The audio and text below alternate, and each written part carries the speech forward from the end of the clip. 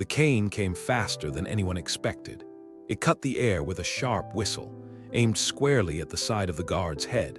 The old man who swung it didn't look like a threat. But now, the entire square had fallen silent. The guard hadn't moved, not yet, and just before impact, something happened that no one could explain. Let's go back just 1 minute earlier. The sun was gentle over Buckingham Palace. Its golden light spilled across the courtyard stones. Tourists chatted quietly, sipping coffee, waiting for the ceremony to begin. Some held cameras, others held hands, and among them shuffled a man who looked like he belonged in a nursing home more than a military square. He wore a brown wool coat, a wool cap pulled low, round spectacles magnified tired eyes. He leaned hard on a polished wooden cane with a limp that looked permanent. A woman nearby gave him space. "Poor thing," she whispered. "He's probably been standing here since dawn." He didn't respond. He just kept walking, slowly, deliberately toward the guard. No one stopped him. Why would they? The elderly are harmless, a symbol of time, of stories past. But this man wasn't a story. He was a setup. His name wasn't Harold or Arthur. It was Tyler Graves, UFC middleweight champion, 3-time title holder, 16 knockouts, 0 humility. He was wearing prosthetics, a heat-sensitive disguise, and a live-streaming button camera on his chest. His crew stood across the street, dressed as tourists, filming everything. This was no accident. It was an experiment. He called it, "Can royal guards react in time?"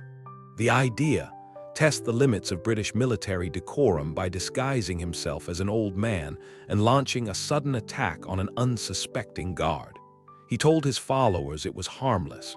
He told himself it was genius, but deep down Tyler was chasing something else. He wanted to prove that these guards, so still, so proper, couldn't handle real combat energy. So when he stepped closer to the man in red, he wasn't just pretending to stumble, he was preparing to strike. Guard Nathan Hale, 34, stood like a statue, not because he was told to, but because he'd trained his body to hold still under sniper fire, under panic, under noise. His mind registered the gait, the timing, the sudden lowering of the cane, and in one brief moment, Nathan moved, or rather he unleashed. But that's part of what you'll see in the next few seconds. First, you need to understand one thing. Tyler Graves didn't know he had just attacked a man who once survived 6 days in Helmand province with no backup, no food, and only one clip of ammunition. Tyler brought a cane. Nathan brought silence. And soon, the entire crowd understand what that silence meant. For a moment, the world stood still. The tourists had been smiling, chatting, taking selfies. Now, they froze, some gasped. Others instinctively stepped back. A father reached for his daughter's hand. One woman dropped her coffee cup, the splash loud in the silence. Because the cane had moved too fast, too sharp, too deliberate, and this wasn't theater anymore. This was a strike. Tyler's cane, solid ash wood, rose from hip to head height in a blur. The speed didn't match the limp, didn't match the hunched back, didn't match the story he had sold them. But by the time people understood what was happening, he had already committed. And guard Nathan Hale, still motionless, had already calculated 3 outcomes. 1, this was a prank and he would absorb the hit. 2, this was a real threat and he'd respond with controlled force. 3, the strike would miss and the attacker would realize too late that silence doesn't mean unawareness. What happened next wasn't visible to most. It happened too fast. But trained eyes like the off-duty paratrooper watching from near the fountain or the retired policewoman sitting on the bench, they saw it. Nathan moved, exactly once, with the precision of a pressure-triggered mechanism. His right foot shifted, knee bent, shoulders dipped just 2 inches, not much, but just enough. Enough to make the cane miss clean contact by less than half an inch. Enough to twist his center of gravity into perfect alignment for what followed. The counterstrike. It wasn't dramatic, not cinematic. There were no slow-motion flips, no fancy disarms, just one motion, clean, mechanical, terrifyingly calm. Nathan's left hand rose, gripped Tyler's wrist mid-swing and locked it. A gasp rippled through the crowd. Tyler, no longer old, no longer hunched, reacted instinctively. His training kicked in. He twisted, pulled back, dropped his weight. Classic counter to a wrist grab, but Nathan wasn't reacting. He was executing, right elbow in, step forward, shoulder drop, twist, redirect. Tyler's own momentum betrayed him. He landed hard on the stone courtyard. His glasses had flown off. The fake mustache peeled away. And now everyone could see who he truly was, a fighter, exposed, on the ground. Nathan didn't follow through. He didn't strike again. He simply stood back straight, face forward, resuming his position as if nothing had happened. Only now his right hand hovered loosely by his side, not on the rifle, but close. And the entire crowd stood in awe, because for the first time that morning they realized the truth. The men in red, standing like statues, are not just symbols of tradition. They are trained to end threats before the second breath. And Tyler, still gasping for air on cold stone, had just learned that the hard way. The cane rolled across the courtyard. It hit the edge of a stone and spun once, then stopped. Like it, everything else had stopped too. No one moved, no one spoke. Even the birds overhead seemed to pause their flight. Tyler Graves lay on the ground, his chest rising and falling, fast and uneven. The Rao G I letter 1 EA3 da Roy, CH I letter 1 EBF, C Mu PH letter 1 EDBT Troy Land Sang Bern Tri. Val letter 1 EDBP Hoa Trang, Da Kong Kan Chi G I letter 1 EF5 UD Stroke letter 1 B0 letter 1 E3 C Guong M letter 1 EB7 TTH letter 1 EADT. Several tourists lowered their phones. Others raised them higher. And through it all, guard Nathan Hale stood completely still. No gloating, no reaction, just silence. But it was no longer the silence of ceremony. It was the silence after a lesson had been taught. Across the crowd, someone began to clap, a single stunned clap. It stopped as quickly as it began. No one was sure what to do. They had come for a tradition. They had witnessed a message. And at the center of it, two men, one humbled, one unshaken. Tyler slowly pushed himself up on one elbow, his breath still ragged, his pride fractured. He looked at Nathan. There was no hate in his eyes, only shock and something new, understanding. He had expected a reaction, maybe anger, maybe violence, but this stillness, this return to posture, was worse. It told him, you were never a threat.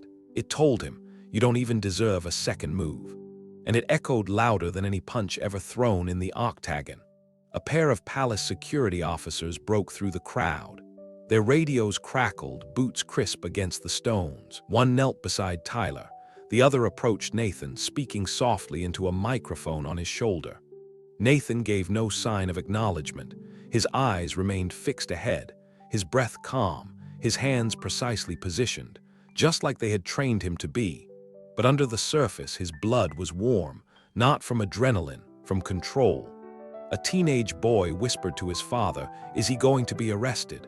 The father answered very quietly, "I think he already got what he came for." Tyler looked up. The crowd stared back. He wasn't a villain to them, but he wasn't a hero either. He was something more fragile, a man who thought he understood strength, until it stood still in front of him. The security officer offered him a hand. Tyler didn't take it right away. He looked again at the guard, the silent figure who had just dismantled him with a single move. Then he nodded slowly, not to the officer, but to Nathan. It wasn't an apology, not yet. It was respect, earned, not demanded, and guard Hale, without ever turning his head, received it in silence. By the time Tyler was helped to his feet, a perimeter had been formed, palace security, 2 uniformed officers, and a growing circle of wide-eyed tourists who now whispered instead of laughed. Tyler limped slightly. Not from injury, his body had taken worse. But something inside him had been knocked loose. And what it was, he couldn't quite name yet. "Name," one of the officers asked. "Tyler," he muttered, pulling off the remains of his fake mustache. "Tyler Graves." The officer's brow lifted. "The UFC guy," Tyler gave a small shrug. "Was still am, I guess." From across the courtyard, guard Nathan Hale remained at attention. But now a subtle change had entered his posture. His muscles no longer braced for impact. His awareness had shifted, no longer scanning for threat, but listening to see what would come next. The officer motioned toward him. "You understand you just assaulted an active duty guard on ceremonial post in front of hundreds of witnesses?" Tyler nodded. No excuses, no arrogance. He looked again at Nathan, his voice low. "Who is he?" The officer tilted his head. "You mean the guard?" Tyler didn't blink. Yeah, he's not just standing there for show. There was silence between them for a beat. Then the officer spoke, his tone more respectful now.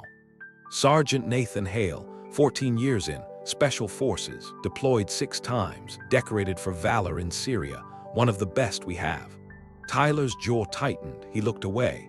Somewhere deep inside, he remembered being 22, raw, hungry, standing in a gym in Arizona, getting kicked to the mat by a man who taught with silence instead of shouting. That lesson had stayed with him. So would this one. On the other side of the courtyard, Nathan remained still. But inside, he was cataloging everything. He'd seen men like Tyler before, in training, on missions, on both sides of the gun. Men who mistook motion for power, noise for strength. And yet some of those men had become brothers, because sometimes all it took was a humbling. A light breeze moved across the courtyard. The cane still lay on the stones, forgotten.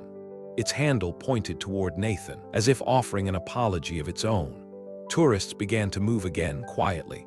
Some took slow steps back, others lingered, not for the spectacle, but for the sense that they had just witnessed something sacred. A ceremony not written in protocol, but in instinct, restraint, and earned authority. The security officer touched his earpiece, then nodded toward Tyler. "They want to question you.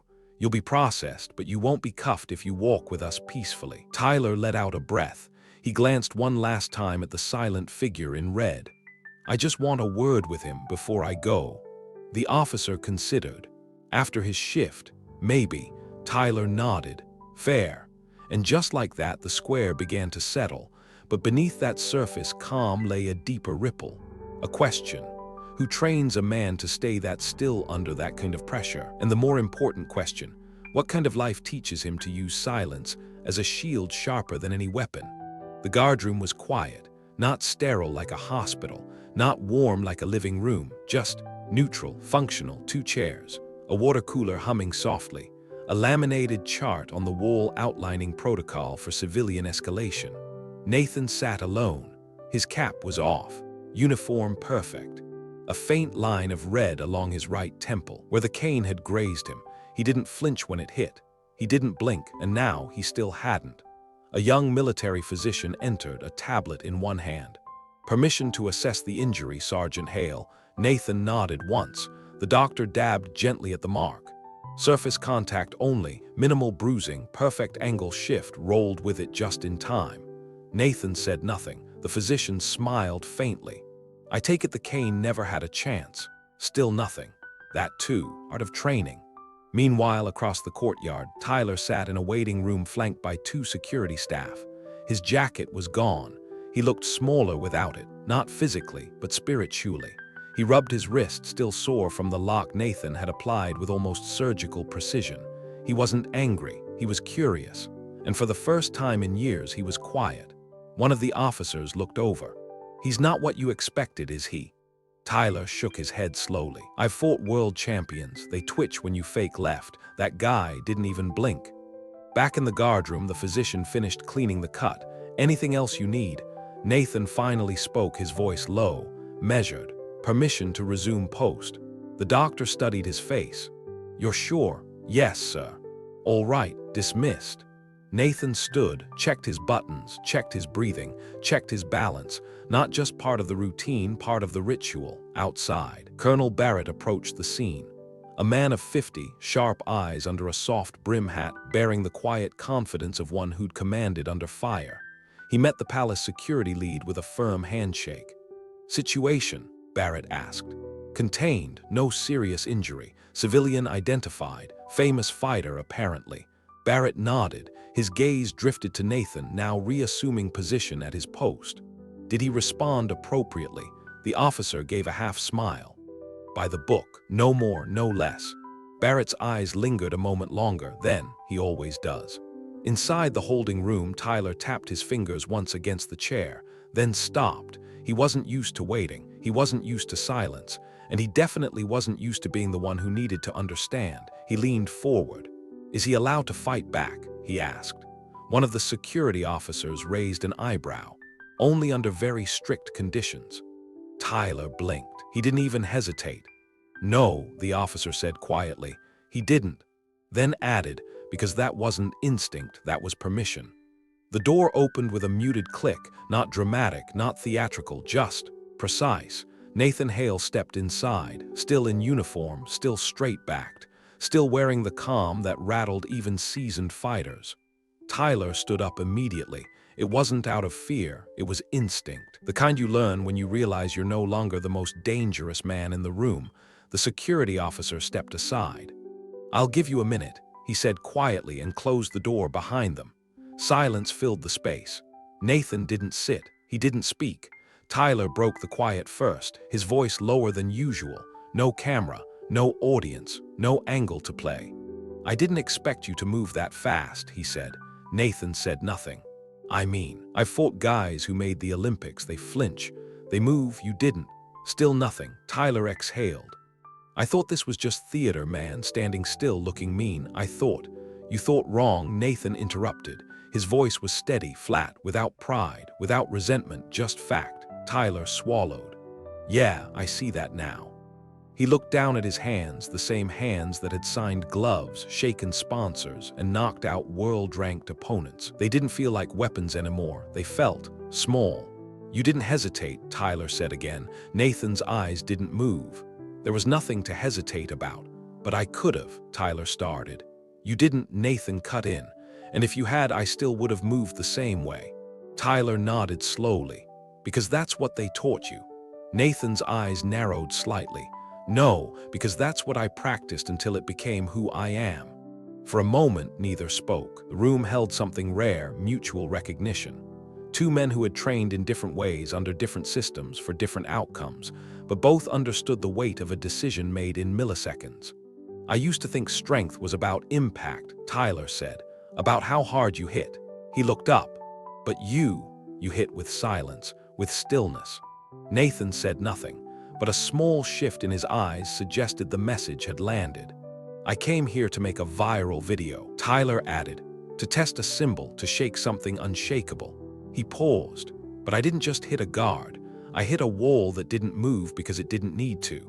Nathan stepped forward, not threatening, not looming, just present, and he said with the quiet certainty of a man who had seen war, "Stillness is earned."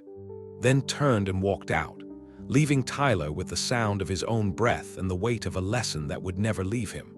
Tyler didn't move for a while. He stayed standing, hands by his sides, eyes unfocused, mouth slightly open like someone just waking from a long dream, not one filled with horror, but one filled with misunderstanding. He thought he'd come here to test reflexes. Instead, he'd collided headfirst with something he couldn't measure by speed or strength or highlight reels.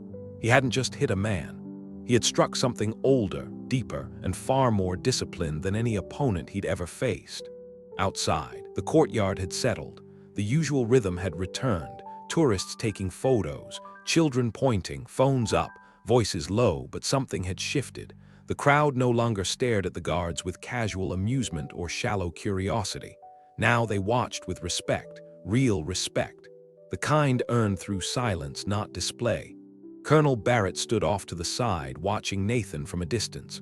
Another shift, another breath, another second of stillness. He nodded to himself. He whispered. A woman approached the colonel, American accent, late 30s, sharp eyes. "Excuse me," she said, "can I ask something?" He turned gently. "Of course." "That guard, Hale, is he okay?" Barrett smiled. As okay as ever, his heartbeat probably never changed. The woman hesitated. "Why do they do it?" she asked. "Just stand there, let people yell in their faces, take pictures, poke fun. Why not react sooner?" Barrett looked at her for a moment, then gestured toward the post where Nathan stood again as if nothing had happened. "Because that's not part of the job," he said softly. "It's the job." She frowned slightly. "But isn't it demeaning to stand still and be mocked?" Barrett shook his head. "No, because they know who they are. They don't need to prove it with a look or a word or a threat." He let the silence settle, then added, "You see a uniform. They feel the weight of everyone who wore it before them." Elsewhere, in the security office, Tyler sat down again, this time without resistance. No pacing, no performance. A guard walked in with a clipboard, calm, professional. "You're free to go," he said. "Pending formal review, the palace reserves the right to press charges."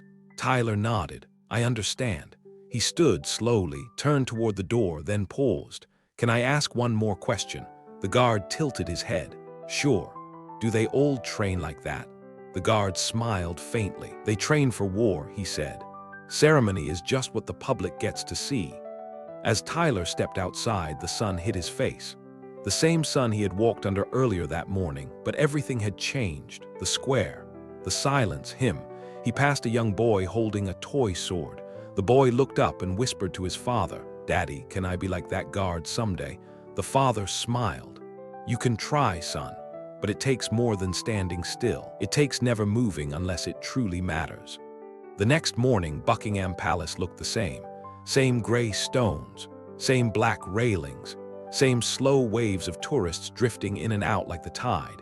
But something in the air felt different, subtler, more careful, more reverent. People kept their distance from the guards, not because of fear, but because they now understood what stood behind those red coats and silent stares. Guard Nathan Hale took his position once more, back straight, eyes forward, rifle at his side. There was no trace of yesterday's confrontation, no bruises, no headlines on his uniform, only the memory held quietly beneath his breath like a soldier holds prayer in the middle of a storm. He hadn't spoken a word to Tyler since their meeting. He didn't need to. The silence had said everything. Tyler stood behind the crowd now, no cameras, no crew, no disguise. Just a man with hands in his pockets and something in his chest he couldn't quite name.